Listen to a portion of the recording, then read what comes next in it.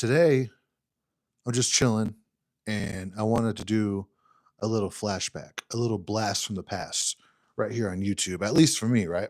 So, YouTube beef. We all love us some YouTube drama, some YouTube beef, right? Think Abba and Preach versus Fresh and Fit, CoffeeZilla versus Logan Paul. What else? What's another good one? Jack's Films versus Sniper Wolf. Um, what's another good YouTube beef? Well, everyone says John Bravo versus Wes Watson, but really before John Bravo, it was Dubs versus Wes Watson. Dubs, the the prison channel with like Gunners Collective, and before them it was Fresh Out, Big Herc. Dubs was actually the first one that I ran into that was making videos on Wes Watson.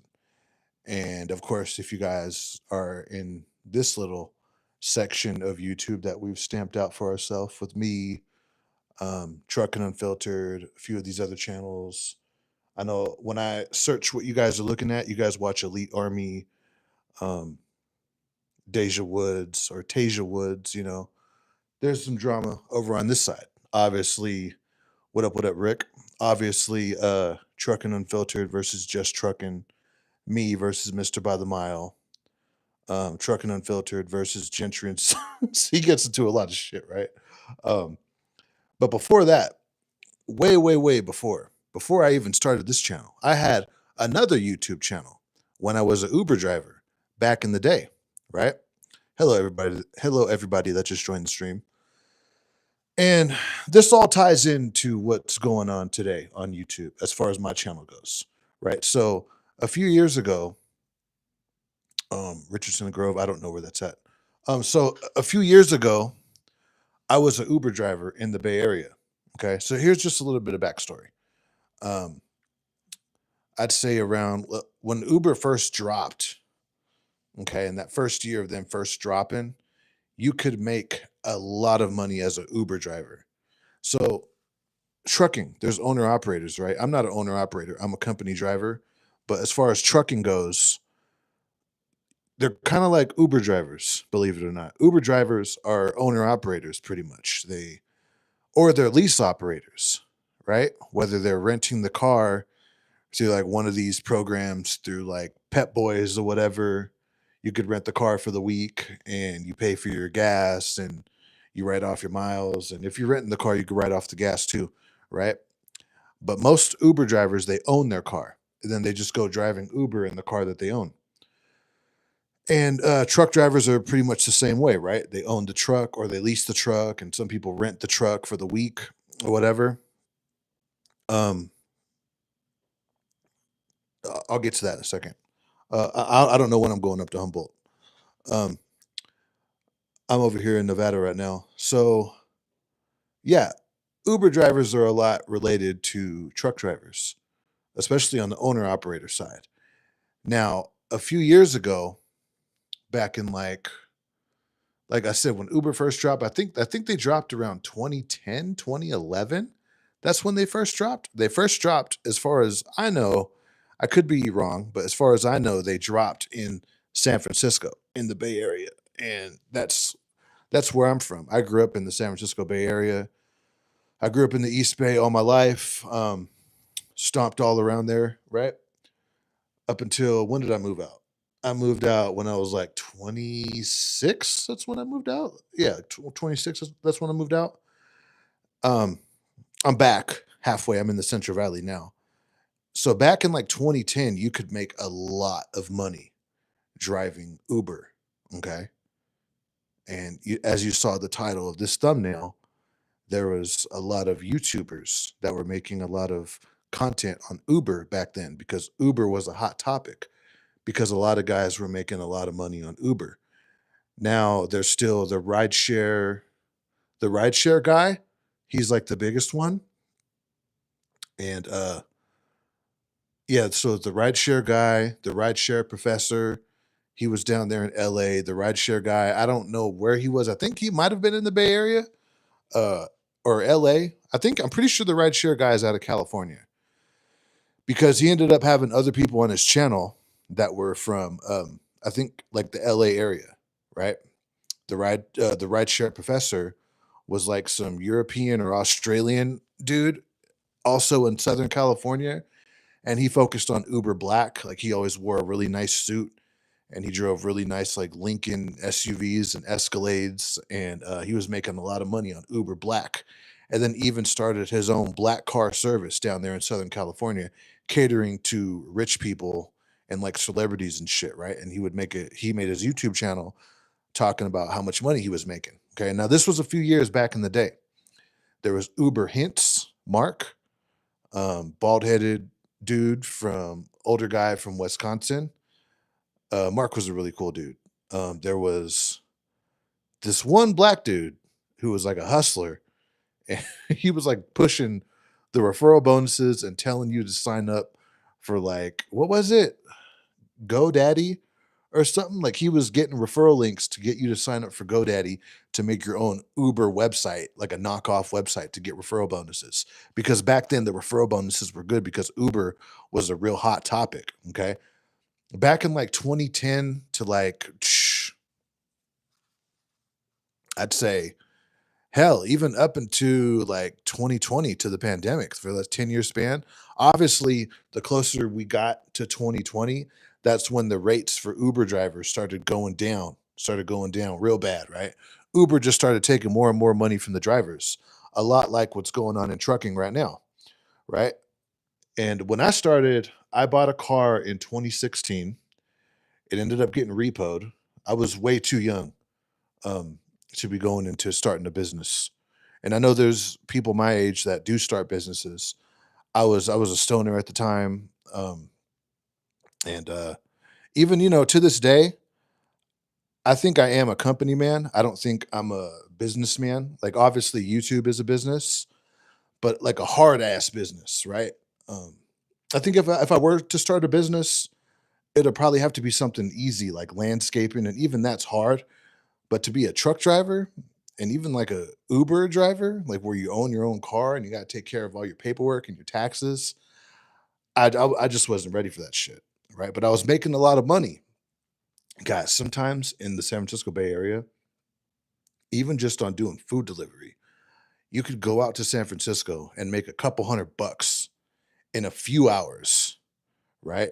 In a few hours, you could make a couple $100 doing caviar. Let me turn these alerts off. Doing caviar, DoorDash, and of course Uber Eats. But if you wanted to turn on Uber X, and if you had a van, Uber XL, and then if you had like back in the day, I don't think Uber Black is around no more. It's Comfort now, and then Uber Select. If you had like a really nice car, a newer car, you could make a lot of money driving Uber. And then one of the YouTubers that was making content, one of the biggest ones, was a guy named Uberman. Uberman was out of the Minneapolis area, if I'm not correct or whatever. I'm pretty sure it was Minneapolis. He was operating in Minneapolis, and he was pretty much like the one-stop shop for advice on driving for Uber, talking about the surge. I don't think back then there was streaks. Like they took away the surge, but then in certain markets they gave you like these 3 ride streaks. Like if you do 3 rides back to back in a hot hour in a busy area, like on the Las Vegas Strip, for example, you get an extra $20, and that could like really bump up your earnings on top of your tips and your ride. And yeah, so he was back in the surge days when the surge multiplier was like 5x, 6x. Like there was crazy surge, and the drivers were actually getting a decent percent of the surge back then. That was around, I mean, Uber, man, he's been around the platform on YouTube for like 14 years. And he started doing Uber content when Uber first dropped, when they were opening up in markets all over the country, right? So yeah, he made a lot of money, but he was also noticing, like everyone else was noticing, like, hey, they're taking more and more money from the drivers. We're seeing less and less money. They're taking a bigger percentage of these rides, of the payout, right? To the point now, like, dude, I talk to Uber drivers now, and dude, Uber drivers now, I was in Reading, and I don't know if that's because I was in Reading, and Reading just like a little town. Someone told me if they worked like, I think something stupid like 8 to 10 hours, they could make 150 bucks and then they still had to take away their gas, right? And some of those were tips. That's how low Uber's paying now. I don't think I could bring myself to do Uber. I would much rather do YouTube or fucking, I don't know, bartend or part-time or fucking OnlyFans or something. You know what I mean? Seriously, before I do Uber. But back in the day, dude, you could go out into the San Francisco Bay Area and if you wanted to turn on Uber X, I had some days where I was making like five or six, $700 in a day driving around in San Francisco. I would have some weeks in the Bay Area driving around from like the San Francisco side down to Burlingame, San Mateo, the whole peninsula. And no matter where you ended up in like Mountain View or in San Jose or in the East Bay, up San Rafael, just driving around the Bay Area, right? And I would have some weeks where I would make like $2,400, guys. I would make like $2,400 driving for Uber in the Bay Area, you know? And then so when I would make like those crazy months, sometimes I would get lazy because I would have a lot of money on me and I would just say, you know what, fuck it. I'm just gonna take this money, pay all my bills, and I would take the rest of the month off. For like 3 weeks, I would just be at the house chilling. If I needed some cash, I would go out and drive Uber for a few hours, make a couple $100, and that would just be like the one day, just for a few hours that I would drive, picking up people from the Oakland airport, just driving around the Bay Area, right? And I'd make a couple $100, and I would just take the whole month off. Uber was very lucrative back then. But back to Uberman. The reason why I titled the thumbnail fake as fuck with the arrow pointing to him is because, dude, so this is what happened. This was my first YouTube beef. I just gave you the backstory, but this was my first YouTube beef before Mr. By the Mile, before this channel, on my old channel. So what I would do is I would vlog on Snapchat and then I would download the whole vlog and just upload the vlog onto YouTube. So it would be like very low quality, just like an upright video from Snapchat with like, the black screen on both sides because it wasn't like a long view, it was upright or whatever. And I was just, putting the camera on me. I didn't know what to do for as far as like social media or whatever. And I was vlogging on Snapchat and I was seeing like, hey, I'm getting a lot of people watching me on Snapchat. Maybe they'll watch me on YouTube. And I heard you can make money over there. Right.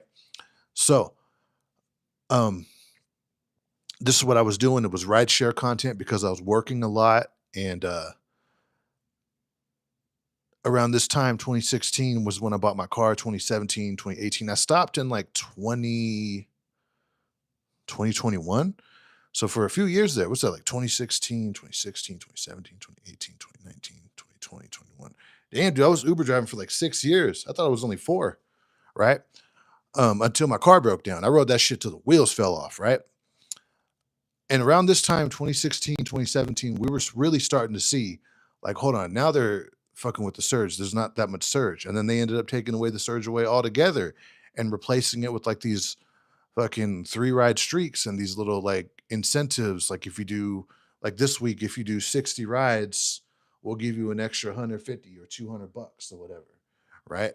And then every now and then there was surge if you were lucky, if it was like really fucking busy. For example, if there was a Raider game when the Raiders were still in Oakland, there would be surge. If there was like an A's game, a concert, the airport, sometimes it would get real busy when people were coming in the middle of the night and there's not that many drivers and there's all these flights coming in. But that was rare. And a lot of the Uber, rideshare, and Lyft YouTubers, like Uberman, like the rideshare guy, like Uber Hints, like all these people, right? The rideshare professor, they all started voicing their concern, just like how we do here in trucking.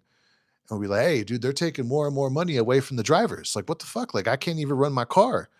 Back in the day, the CEO was Travis Kalanick. This guy was literally like the Wolf of Wall Street. This dude always had like fucking like 2 babes on his arm, you know?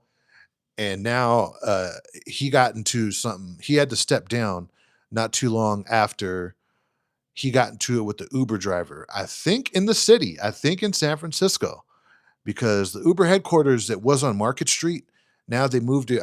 I believe they're next door to the to Chase Center.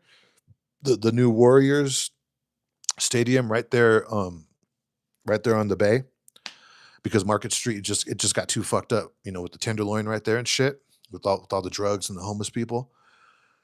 And a Uber driver who picked up, I believe this was in an Uber black car, in a nice car, picked up Travis Kalanick. He was obviously drunk. He was like with like two chicks or whatever. And the Uber driver was telling him, dude, why are you taking so much money away from us drivers? Like, we started off at $1.50. I was making good money and everything was good. Everything was okay. You guys were even making a profit. But now we're down to like a couple cents a mile. Like, what is this? Like, what's going on? Like, and he told Travis, like, dude, I'm about to go bankrupt, or I went bankrupt because of you. Like, what the fuck? And then Travis Kalanick, just like a greedy fucking CEO, instantly starts talking shit to the driver, like, no, bullshit, bullshit. I didn't do that. When he did, he's the fucking CEO. He's the one who's directly in charge of how much money Uber's going to take from the driver out of these rides, right? It got worldwide press, all over the news. It was bad. And on top of that, it was all over the media on how much Uber was taken away from the drivers and how drivers were going bankrupt. So Travis Kalanick, he was at the forefront of this. So he just ended up stepping down because his reputation was ruined and it was just all bad. And not to mention, this was around the time, like 2016, and before that, like 2015, he sided with like the Trump campaign, and a lot of people in the Silicon Valley who are liberal. It's San Francisco, all the way down to like Palo Alto, Mountain View, Sunnyvale, and all that. It's California, the Bay Area, very liberal. Tech is very liberal. So when you see people like Mark Zuckerberg and even Elon Musk, right, that are cozying up to Republicans, just know the people that they associate with in the tech world are all liberal. So what they're doing, it's just a power play for money, right? So the tech world didn't really like Travis Kalanick because he was citing and giving money to the Trump campaign back in 2015. And then the video of him talking shit to the driver, and like, dude, he pretty much, I think he like cussed him out or something. And he was like, yeah, like a greedy CEO. He was like, you know what? Some people like to blame other people for all their problems, and then just slammed the door like an asshole. You can't be the CEO of Uber after that, after talking to one of your drivers like that, and after bankrupting a lot of your drivers by taking more and more money from them. So he stepped down. And then now it's Dara Kawashahi or whatever. But before that, was it? I think, yeah, it was around when Travis Kalanick was still the CEO. Uberman, right? This dude, one of the biggest YouTubers, one of the biggest rideshare YouTubers. This was back in 2016. I was just a little junk channel uploading Snapchat vlogs. I think my YouTube handle was like Uber Gang SF. Like, that's how new I was. I didn't even know what I should name my channel. I just came up with some bullshit off the top of my head, right? And Uberman was one of these drivers who was always trying to rally up protests online. But his form of a protest wasn't going to Uber HQ. I mean, especially because he was in like Minneapolis, but he could have protested at like a green light hub out there in Minneapolis in his market or whatever. His form of a protest was live streaming and having all these Uber drivers and people who watch that type of content to join his live stream.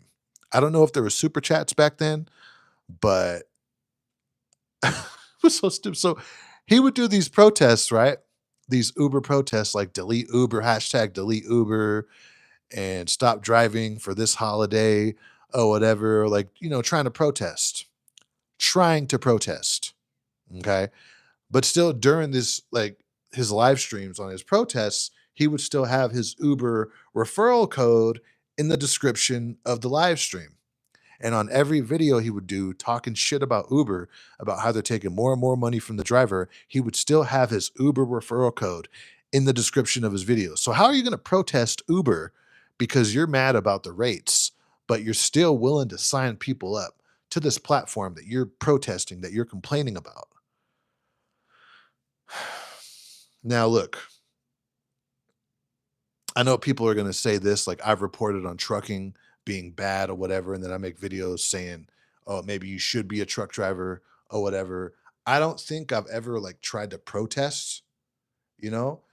And more than that, I don't think I've ever tried to recruit anyone to work for any trucking company that I've worked for on YouTube with my referral code. I do referrals, but the way I do referrals has nothing to do with YouTube. Nothing.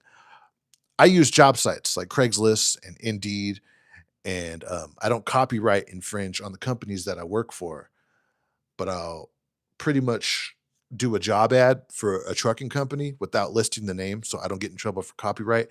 And I take the and I pretty much tell people to reply to these job ads with what I need to input into my driver app for whatever company I'm working for. When I was at England, Knight, and now at JB Hunt, so I can get these referral bonuses. That's how I get my leads. I don't really. I'm pretty sure if you go back and watch all of my videos, I post a lot of content. I'm pretty sure I've never said, "Hey, this is my driver code. This is my alpha. Apply for the company. Use my alpha." I don't think I've ever done that, especially if I was going to protest, right? So there was a another one of these episodes coming up. I think Uber had just took away another percentage from the drivers. This was either 2016 or 2017. I believe 2017 on St. Patrick's Day, St. Patrick's Day weekend, which obviously would be a busy weekend for Uber drivers. People are going to be out drinking in these big cities like San Francisco, LA, Minneapolis, Chicago, New York, wherever, right? So Uberman came up with this plan to protest. And what was his form of a protest? To have everyone come join his live stream, which is effectively giving him money on views. We make money off of what? Revenue per minute and then cents per minute or something like that, right? CPM, RPM, views. If you watch my videos, the live streams and the videos and the short forms, I make money. This is how YouTubers make money. Okay. So essentially, what he was doing was telling people, oh no, don't go out and work and make your money.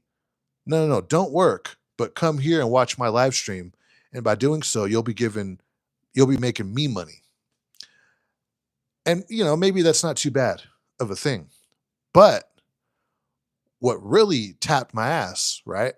What really pissed me off was in the middle of Uberman doing all of this content talking about how bad Uber is, how bad of a corporation they are, how corrupt they are, how they're taking more and more money from the drivers, how they're abusing drivers, how they're pretty much putting drivers out of service by taking them offline when a rider gets into a car and makes a false report.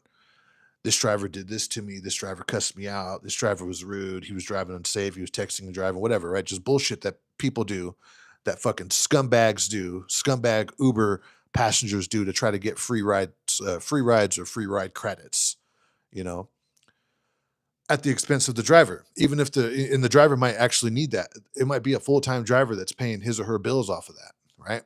In the middle of all this shit that Uberman's talking about, what does he do? What does he do? He gets an invitation from Uber headquarters in the city when they were still on Market Street to go to Uber and to do an interview with them. Okay. A lot like who did this too? Alex, the trucking guy. He had the opportunity to go on Fox News. He did go on Fox News to talk about trucking. And did he bring up the concerns that truck drivers know? That if you're in the industry, you know what the concerns are: the low pay, the ELD. Pretty much those are the two concerns with truck drivers on the company side. Owner operators, they have a lot more to complain about with the brokers, and they really deal with shippers and receivers, right? Especially because they own their truck outright. But as a company driver, and even as an owner operator, because it goes into them too, the ELD is what takes away a lot of our money. The ELD is the reason why truck drivers spend a lot of time at work for free, and they don't get paid for it. They don't get paid for waiting on the dock, not until like 2 hours later. And then they start getting their like detention pay, and they even just get a percentage of what the trucking company charges the customer, right? In like an hourly rate, something cheap, like $15 or $20 an hour, when they're probably charging the customer like $200 an hour, and they're just giving us a little piece of that and calling it an hourly rate after we've waited 2 hours for free on the dock. You see what I mean? Crazy shit. Alex, the trucking guy, had the opportunity to bring up these concerns, just like Uberman had the opportunity to bring up these concerns, and not just to Fox News, but to Uber headquarters themselves, dude. Don't think that they didn't pay Uberman for his travel and just pay him money to do this shit to get up in front of his platform to communicate with their Uber drivers, right? Because I think back then he even had like a couple 100,000 subscribers. Now he's up to like 500,000 subscribers. It's auto auction rebuilds now. He went from doing Uber to just buying and rebuilding cars and selling them, right? But when he went to this interview, he was pretty much like a little lapdog, Uberman. You know who else did this shit? Not just Alex the trucking guy, Mother Trucker, the Mother Trucker channel, the Chinito dude who always wears like the Mother Trucker hat or whatever. Remember when he remember when he went to Night Transportation and Swift Transportation to their HQ in Phoenix, to their main terminal, and was talking to the CEOs after yeah, I'm pretty sure he's made videos talking about the concerns of truck drivers with the ELDs and the low pay and the brokers and the mega carriers, right? The mega carriers, the ATA, um, right? And how they're ruining trucking or whatever. And then what does he do? He goes to the two biggest trucking companies, or one of the two biggest trucking companies, or the biggest trucking company, because at that time, Knight had already bought Swift. So they're just like this combined force. We're really under the Knight umbrella. And what does Mother Trucker do? Does Mother Trucker do or does Mother Trucker go to Night Transportation, to the CEO, to Swift, and grill them and ask them about, dude, so you guys are a part of the ATA. I mean, yeah, you guys lobbied for this ELD, but because of that, drivers are not getting paid at work. They're working for free. What's up with that? What's up with that? Why are you guys driving down rates and putting down small company owner operators out of business? What's up with that? Right? What's going on with that? Did he ask them any of these type of questions? No. How come your trucking company pays your own drivers? Why do you guys pay your drivers shit, but you guys have this beautiful terminal with the fucking bowling alley and a fucking basketball court and all of that, right? What's going on, Knight? How come you guys have this big, beautiful terminal, right? With all the trimmings, but you're paying your drivers shit. You start them off at like 52 miles an hour, 52 miles an hour, 52 cents per mile or whatever, right? What's going on with that? Did he ask them any of these questions? No. Mother Trucker or whatever. It's such a cringy ass fucking name, dude. What does he do? Walking around, oh, this is a very nice terminal. Oh yeah, oh, you're a real cool guy. Oh yeah, oh the CEO of Swift too. Oh hey, we're gonna go to your terminal next. Oh, you guys have a bowling alley. Oh, look how big this break room is. You guys have, oh, look at this big, beautiful shop right here. You guys are going to convert this into a shop. Oh, you guys have a basketball court. Oh, you guys have like this big yard and like dog kennels for when drivers need to go truck to truck with their dogs or whatever. A lap dog, a fake, phony motherfucker, just like Uberman. Just like Uberman, dude. Uberman went to Uber HQ and was like, hey, yeah, okay, whatever you say, Uber. Like this, right? Like this, right? A little fucking lapdog. Didn't ask them shit. Didn't bring up nothing about the low pay. Why are they taking more money from the drivers? Nothing. Nothing. You know, even like dressed up in like a really nice suit and like did his three hair comb over like Wes Watson or whatever, was a lapdog for the CEO. I don't think I don't think he was sitting down with Travis Kalanick. He was sitting down with Uber HQ, with the people who work at Uber HQ, but didn't grill them at all. Didn't speak up for the drivers at all, like he does on his YouTube channel. But he had the opportunity to speak up for the drivers in their face, in the corporate office face, in the corporate office's face. Did he do that? No, no. I don't. I tried to find that video. If you go into auto auction rebuild or just type in Uberman on YouTube, his new channel, or it's his old channel, he just renamed it back in the day. not too long after me and him got into a beef, right? So I saw this, and right away I knew that this dude Uberman is full of shit. Right away I knew that he's just full of shit. If you give him money, right, just like any politician, whether it's Trump or Kamala or anyone, you give these people money, and like a slot machine, they'll be a good boy, right? Whether it's for the donors or whether it's for a big company, a big corporation like Uber paying you money to come do an interview, right?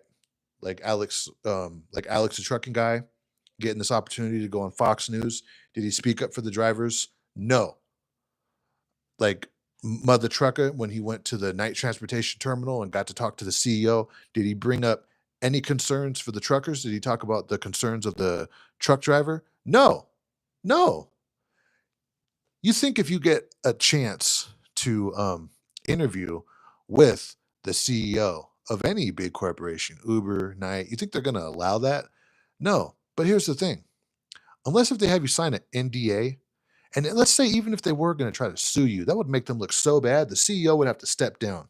And here's the thing, dude, if you're going to try to be the voice of any industry and use YouTube, because, when you become like a big figure, whether you're a big figure in like whatever niche, carpentry, welding, trucking, Uber, whatever, you make a lot of money because your channel is niched out and you get a lot of views. Uberman could have easily, especially back then when YouTube was paying a lot of money, he could have been making $200,000 off his YouTube channel easily, easily, dude. Especially and with the referral bonuses he was getting, and then he had a chance to go and confront the CEOs or Uber HQ after making all of these videos talking long shit about Uber corporate. And then he goes over there and like a good little lapdog, like a good little boy, right? He just sits down and he's a good little boy for Uber HQ. Just like Mother Trucker was a good little boy for night transportation and Swift. Guys, Uberman is full of shit. That's why I think that's why he changed his channel, because he knew what I was saying back then was legit. And I think he tarnished his own reputation back then. So this is what happened. So it was after he pulled this stunt, after going to Uber HQ, St. Patrick's Day weekend. And it was pretty big on YouTube. Everyone was going to, the Uber drivers were all supposed to shut down and not run. What did I do? Because this was set up by Uberman. This was like a Uberman protest, okay? Specifically, that was really started by his channel. Like he was starting this protest, and we were all supposed to stop driving and tune into his live stream. Fuck that. Not after you do that. You can't start a protest after you do that. You can't go to Uber HQ and fucking be a good little lapdog for them, be a good little boy after talking all this shit to them, and then expect Uber drivers to follow you and to protest with you. You had a chance to fucking protest at HQ and you didn't do shit, right? You didn't do nothing. So am I going to go along with your bullshit plan to protest? No. Fuck that. I drove. And at the time, I think I was up to like 200 something odd subscribers and I was getting some views. Some of my videos back then even had like 100,000 something views, like this video I did on Tesla or whatever, and my little Snapchat vlogs of me driving Uber or whatever. So I had a teeny platform going up against, I think even by then he was like at 200 something thousand subscribers. And so here comes St. Patrick's Day. His live stream's popping, right? Delete Uber, protests, come join the stream or whatever. What did I do? I got out early and I started vlogging on Snapchat. And then I dropped my vlog in the afternoon. I think I was even still driving Uber when I dropped the vlog. Like I probably started vlogging in the morning, and then I stopped vlogging around the afternoon, downloaded all of it because I wasn't doing no editing or nothing. The editing that I was doing was right there on Snapchat, just adding little texts and shit like that. And then I upload the vlog, and I specifically titled it "Driving Uber on St. Patrick's Day Weekend." Right? Vlog, rideshare vlog. I specifically named it that. That way I knew this motherfucker would see it. And then sure enough, what happened? On that vlog, he sent all his little fucking subscribers to my video. And it was, as far as the vlogs go back then, it was one of the highest viewed vlogs that I had on that little channel.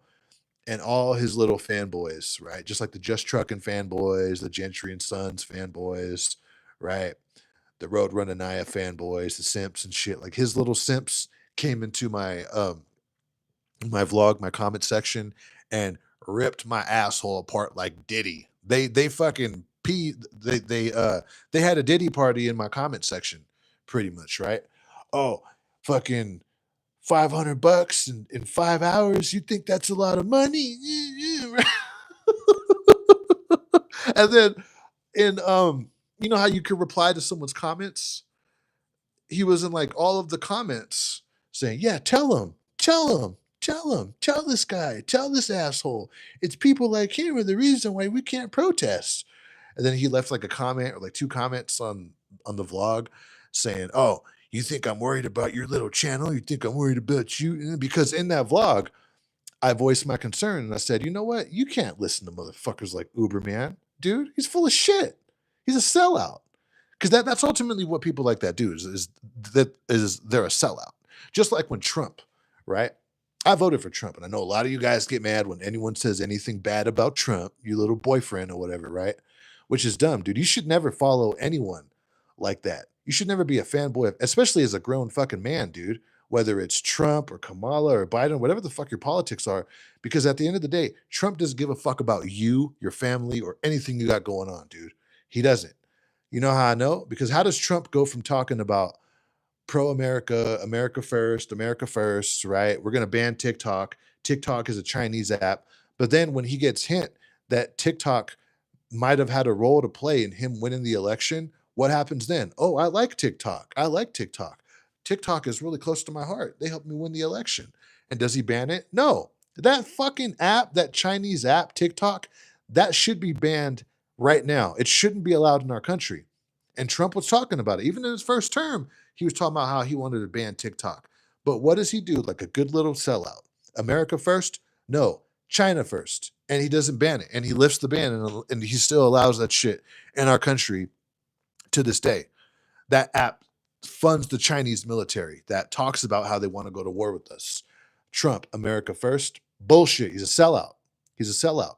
I agree with a lot of the things that he's doing with the deportations and with making truck drivers speak English and all that.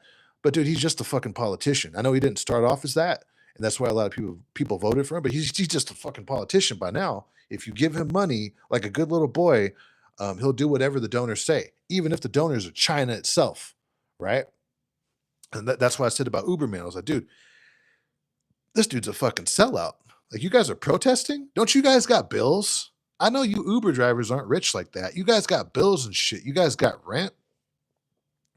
Some of you guys got kids, car notes and shit. And you guys are going to sit down and take the day off work to go and protest with this asshole, with this fucking sellout who was just right there in their corporate office and who had a chance to grill these motherfuckers for taking more and more of our money. But instead, like a good little boy, he was literally right there, like all shy and timid and shit. Like, oh, yeah. Oh, yeah. So Uber, it's revolutionizing the transportation industry, right? Uber is such a good app for people that go drinking on the weekends. And if it wasn't for Uber, there'd be a lot of DUIs. Huh. Bullshit, dude. Fuck. It's a sellout. A sellout, dude. So, I say that to say this. That was my first YouTube beef. The good thing about being a YouTuber is you can make a platform. You watching this, right? Say you don't like me and you think you could be a better YouTuber than me. You probably could, because I'm not that good of a YouTuber. The good thing about YouTube is you can start a channel or even just make a video, even if you're not a big YouTuber. And if you see someone like Uberman, like Mother Trucker, like Alex the Trucking Guy, right? And they're like a big voice in the industry or whatever, and you don't agree with it, something that they say, or if you see hypocrisies or anything like that, or just something you don't like. People made videos about me, right? I've pissed a lot of people off in the trucking industry. I have, or not a lot, but a good amount, right? and people have made videos talking shit about me. It's all good, dude. But specifically, when you see someone doing something so fucking batshit nuts, like getting drunk in their backyard and threatening to um to beat up their coworkers, right? On company property, like Mr. By the Mile. Yeah, dude, you could call that out. You could open up your camera and be like, "Holy shit, look at this. This is nuts." When you see someone talking all this shit about Uber corporate, and then they get invited to Uber corporate, and then they don't say shit. They hold their tongue, and then not just hold their tongue, but kiss the ass of the corporation. You can call it out. You don't just got to leave a comment. You could make a whole video about it and call it out when you see this shit.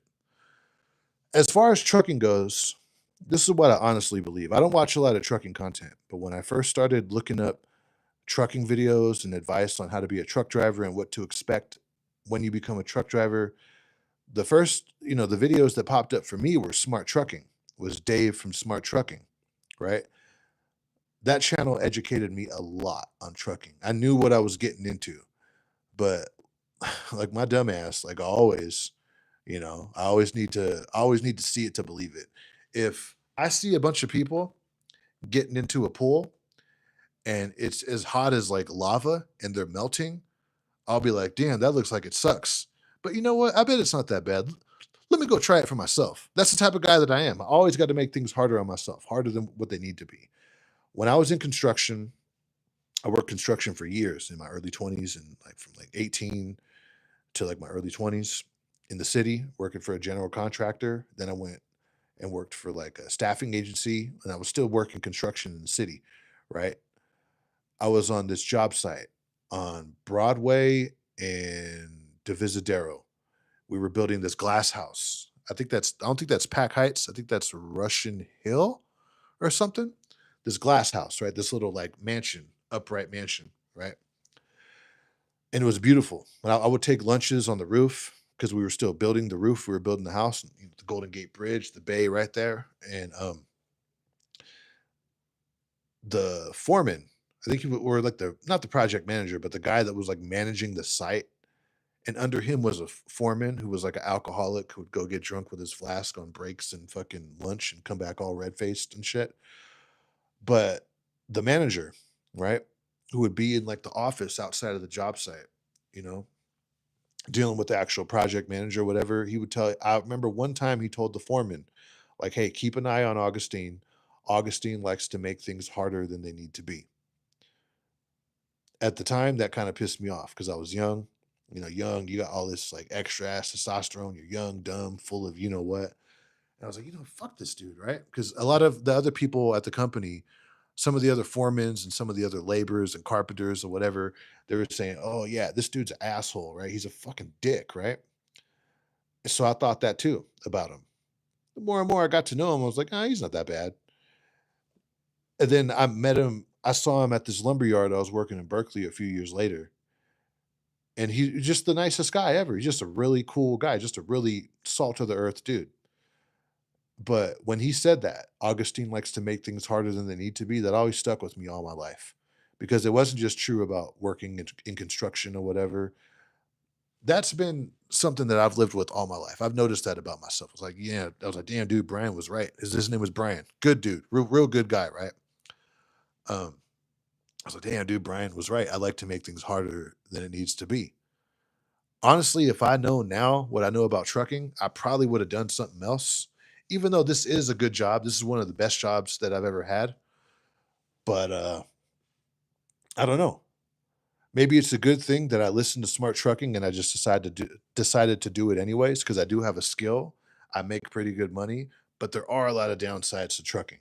And Dave from Smart Trucking, honestly, I think if anyone was going to make some serious change on behalf of the drivers in the industry, it would have been Dave. Like even to do something, even though he's Canadian, to like testify in front of Congress or something. I don't know if a Canadian can testify in front of our Congress or whatever, but maybe someone that he knows or whatever. I don't fucking know. I don't know. I know he trucked all over the states, not just in Canada, right?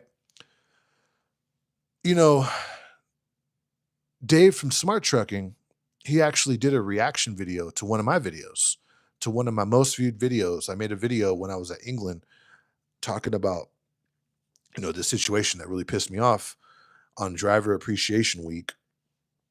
One of the actual Englands came down to my account at the Shafter account right there in just outside of Bakersfield, right? At the Walmart DC right there in Shafter, and did a pay cut. Took away like he shaved $5 off of the waiting time for the local drivers that would be waiting in the break room when they show up to work and there's no trucks, but they just got to wait around until they can get a day cab and start their loads or whatever. And still sometimes have to run two loads back to back after waiting for hours in the break room. Brutal. So they're working way more than fucking because they didn't turn on their HOS in the break room because they weren't in the truck. They were just getting paid hourly and they still had to go run their fucking clock. Nuts, dude. Nuts. But they were getting paid 20, I think it was like $20 an hour to wait. And then the CEO came and saw these drivers waiting in the waiting room and was like, "Hey, why are you guys all waiting right here?" Well, you know, because Mr. England, you don't have enough trucks for us to go and start our day. So we have to fucking wait here. That's why we're here. He was going over there trying to be like their friends or whatever. He wasn't trying to be their friend at all. He was just looking for intel. Like, what the fuck? Why are you guys just sitting around? And I'm paying you assholes to sit around. That's the way CEOs look at their workers. A lot of them. Greedy, greedy, especially this motherfucker born with a silver spoon in his mouth, into the England family, and then came into the break room. It was like, why are you guys standing or just waiting around? I don't know, dude. Maybe you could like take your CEO salary and the money you have out of the company and buy some more trucks and trucks that aren't fucking breaking down. Yeah, and then these guys wouldn't be waiting around. So what does he do? He takes away money from them. He shaves off the $20 an hour for waiting to $15 an hour. And then goes in the office and sees that we had a good DM. Our DM was really good. He was trying to do good by the drivers. I was getting layover for having when I would do these backhauls because the way the backhauls were set up was pretty much like we were giving them a free load. So the DM was paying me like $150 layover. So say I had to go to San Jose and I did like a one-stop San Jose. And on the way back, I had to stop in like Atwater and get my truck loaded with whatever, dairy or whatever, right? Dairy or dry or whatever, and then bring it back to the DC. Well, in order to do that, because I'm running at night to go to San Jose, and then the appointment is the next day in Atwater, I would get paid the layover to stay out and sleep. Because by doing so, that appointment would pretty much take away a day of work because I'm just getting paid $15 for the stop. So the DM set it up to where I would get paid to layover. So I was making some money. The One of the Englands came and took away that layover, right? Took it away. I don't think we were supposed to be getting it, but the DM was just being a good DM and giving us the layover so we could pay our fucking bills. And the CEO's like, "Oh, no, no, no, no, no." The CEO of, I'm pretty sure that has to be for sure a multi-million dollar family, but probably $1 billion family because CR England's been around since like I think even before the 50s, like probably the 20s or some shit. You know what I mean? I'm pretty sure they were around during World War II and they survived it, right? Can't afford to pay, doesn't want to pay the drivers a layover. So you could live in your mansion, right? But the people that work for you, they can't even pay their bills. That was a big reason why I left. That and a lot of the unprofessionalism that I dealt with, not with the DM, but like the dispatchers and shit. Some of them were just like rude ass kids or whatever. But yeah, so I made a video talking about that situation. And then Dave from Smart Trucking a few weeks later made a video talking about that situation, talking about, oh, dude, there's this mega carrier, and during driver appreciation week, they go down to the account and they do a pay cut. I'm pretty sure he was talking about my video because it was around the same time that I dropped my video. And he was like, um, if the company really wanted to make more cash flow or whatever, or they wanted to like in the quarter, like show their earnings report. They could have sold off some of the real estate. They could have done this, but no, no, no. Like a typical greedy CEO, they go and fuck with the driver. They go and take money away from the driver, right? That's when I knew I was like, man, okay. So this dude's really about it. I'm pretty sure if Dave from Smart Trucking got invited to CR England's corporate office, I'm pretty sure he would have grilled him, right? He would have grilled the CEO of Night Transportation. He would have grilled the CEO of Swift. He would have grilled these people. So, I mean, it's a shame that that he's no longer around, right? And it's a shame that there's not a lot of big platforms like that around. I don't even think ET Transport is really a voice for the truck drivers because he too does a lot of the same shit, right? I mean, he just follows the industry's practice and he's, I think, like the owner of his company or whatever. So, he's paying them cents per mile instead of by the hour and shit too. And yeah, and some of the pay he talked about what he pays his drivers is shit. He doesn't pay his drivers much, dude. Fuck no. So, yeah, that's the story of my first YouTube beef. This was years ago, right? And yeah, what do I think about the future of trucking? Well, the future of Uber is we're living in it. Uber drivers don't make shit, and eventually they're going to be automated out with like Waymo and shit. It's already happening in the city. Unfortunately, I think that's the future of trucking too. We're kind of living in the future of trucking right now, especially for owner operators. Owner operators, for the most part, I know every now and then some of them do make money, like Gentry and Sons, I guess. And who knows if he has family backing. I know when people come onto YouTube, they say, they give you the story that they started from the ground up and they did it all by themselves, right? But you can't really believe the bullshit that these people present to you because what they don't tell you is the trust fund that they're a part of. What they don't tell you is the big inheritance that a dying family member left them that gave them all this cash reserves, right? Whether it's real estate or their retirement accounts, the dead family members' retirement accounts, like whether it's their big 401k or their pension or well, no, not pension would stop if you die, but you know what I mean? Like their investment accounts or their real estate portfolio. Like we don't know if Gentry and Sons had like a rich uncle or whatever who owned a lot of real estate. And that might be the reason why he was able to buy that big shop and all these trucks and but come onto YouTube and tell you that, oh no, I did this all myself. That could be the case. But dude, so much of the shit that you see on YouTube is just fake. A lot of this shit online is fake. When you watch vloggers like Alex Nino and they do the getting out of bed shots, you know, when they start the vlog, so it's like the camera's all dark like this, right? And then you hear beep beep beep beep beep beep beep beep beep, and then it goes to the shot of them getting out of bed, and they're all like, "Oh, yeah, I'm so tired. Oh, I'm so tired."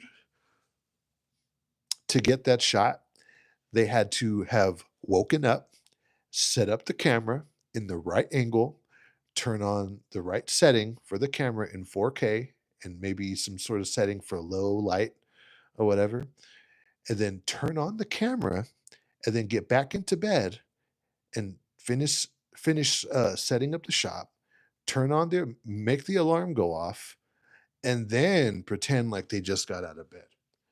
Because if they didn't do that, then it means that they would have had to the night before left their camera on all night just to get that shot.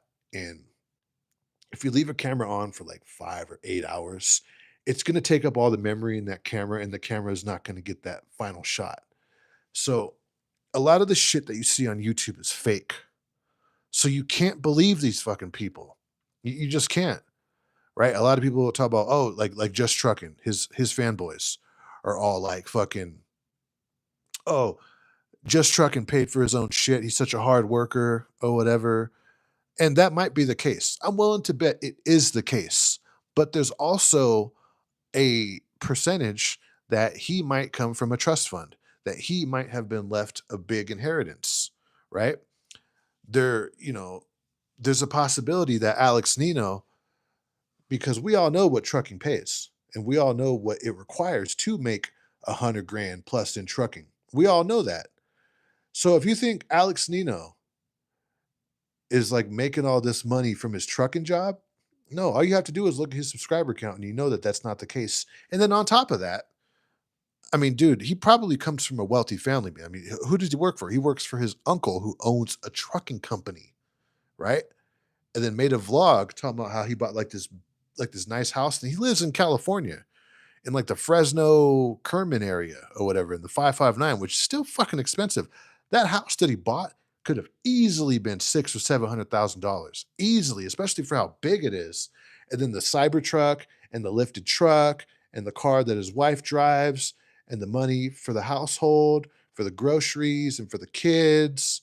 And dude, so we don't know if his uncle helped him buy that house. We don't know if the family got together and bought them that house. We don't know if the uncle bought him that Cybertruck or the lifted truck. We don't know any of this shit. All they do is they turn on a camera and they just kind of flex on YouTube and then tell you, "Oh man, this is all from hard work. This is all from hard work," which I'm willing to bet it is, but there's still that small percentage, there's still that small chance that they're full of shit, right? A lot of the shit that you see on YouTube is fake. Fake. You get these people that try to be the voice of an industry, and then when they get invited to the corporate office or to the main terminal, they turn into a lapdog. They turn into a fucking lapdog, dude. You know? And then the small channels who don't get a lot of views, who show you the Dinuba. It's still down there in the 559, right? Or 661. That might be 661, 559, 661. Same fucking shit. It's out there with the fucking cows and shit and the 100 degrees and the cows and all that, right? But the homes down there are still very fucking expensive, especially the big fucking home that he bought, right? But yeah, just um just be careful, right? Whether it's Trump or just trucking or Alex Nino or Roadrunner Naya or Uberman or whoever it is you guys follow. Because what's going on YouTube now is YouTube is slowly starting to replace Hollywood. It's starting to replace like television. I don't even really watch Netflix or any of that. Even on my downtime when I'm at the house and I'm kicking back, I don't watch Netflix. I turn on YouTube and I watch YouTube. It's very rare that I actually sit back and watch a movie like on Peacock or Tubi or whatever, any of these streaming apps. I watch Netflix. And in the future, like 10 years from now, I think YouTube is definitely going to be like the people you see on YouTube today, 10 years from now, they're just going to be that much more bigger if they don't give up. If you just don't give up YouTube and you keep uploading and you just get better and better and better and you really study YouTube, those are the YouTubers that are going to be big in the future, big in like 10 years from now. Because we've seen it with a lot of the YouTubers that started like 15 years ago. 15 years ago, like Uberman, right? And people before him, like Just Trucking started around that time. Fucking Andrew Hales, Fousey Tube, who else? Logan Paul, CoffeeZilla, right? Sniper Wolf, right? A lot of these big YouTubers, they started years ago. So the YouTubers that are starting now, 10 or 15 years from now, they'll most likely be just as big because what YouTube ultimately does is it rewards longevity on the platform and consistency. If you want to be a YouTuber, all you need to do is start a channel now and just never quit. If you never quit, you'll end up being the next Just Truckin', the next Sniper Wolf, the next Logan Paul, whatever. Some are going to be bigger than others, but if you just don't give up, yeah, you'll be pretty big. But the problem with that is, you know, you can't believe a lot of this shit that you see on YouTube. You can't because it's easy to fall into, especially if you're doing something stupid like fucking buying courses. Dude, you're gonna buy some assholes courses like the dating coaches and shit, dude. At that point, I'm gonna be a little honest here. If you're dumb enough to buy a red pill course or an alpha male course, I think that Andrew Tate guy or whoever it is, right, deserves your money. If you're that fucking stupid, if you're dumb enough to buy fucking like red pill dating alpha male course, then yeah, okay, you deserve what you get at that point. You just do, right? But yeah, just know that a lot of this shit on YouTube is fake. Real ones like Smart Trucking, God rest his soul, Dave. They're not, you know, there's not too many of them around. There's plenty of fake motherfuckers on YouTube. There is. What are you guys talking about in these comments? I got to get up out of here. I just wanted to do this little video. Boxing is dividing, is dwindling due to YouTube. Well, yeah, dude. I mean, they got these fights every weekend on UFC and like boxing and all that. I don't watch that shit. I don't even really watch sports like that. The people that I know that watch sports are like gamblers. Remember, like back in the day, everybody would watch football. Everybody was like hardcore fans of football and shit. Maybe that's because the Raiders left Oakland. And since they left Oakland, I just kind of stopped watching the shit, right? Because I used to actually go to the games with like my cousins and shit. But yeah, YouTube is definitely taken over. YouTube is TV. Like when you think TV, you're going to think YouTube, right? This is why you have to be careful with becoming like a fanboy of these motherfuckers, dude. Alex Nino lives in Dinuba, pretty much. 100, Lehigh Valley, Pennsylvania. It's because Trump is friends with these rich dudes, TikTok, Dana White, and those guys. Yeah, so I mean, that's what I'm saying, dude. Like a lot of these hardcore Trumpers, these hardcore Trump supporters, like, dude, I voted for Trump, but I'm not one of his meat swingers. I'm not anyone's fucking meat swinger. Besides, I guess Jessica Alba. I'm a simp for Jessica Alba, right? You know what I mean, though, right? You can't be these people's fucking meat swingers because they do shit like say they're gonna ban TikTok and then um they don't ban it for whatever reason. So it's like, dude, so it's like Trump, you were just full of shit the whole time. It's so frustrating because I wanted him to ban that shit, dude. If he would have banned TikTok, the views on YouTube would have fucking gone up, dude. Not to mention, it's China. We don't need that shit in our fucking country. If we were to ban TikTok, TikTok would most likely die off, right? It would. It would totally die off, and YouTube would just take over. Worldwide, it would take over. If TikTok lost this market, that'd be the end of TikTok, right? Because most of the people that are uploading shit onto TikTok and that are getting a lot of views and all that, like whatever money they're making off of TikTok, most of them outside of China are right here in the US. So if they lost us as a customer, they would go out of business. And Trump should have fucking done that. If he was pro America like that, he should have fucking banned TikTok, dude. It's so frustrating, dude. It's frustrating, man. It's fucking frustrating. How about you get offline and go tell them how you feel to their face? Um, because how about no? How about I just keep doing this? So are you into wrestling or something? No, not really.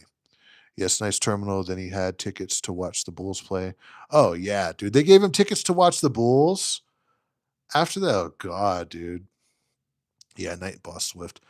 Asian Mai show got paid by Super Ego.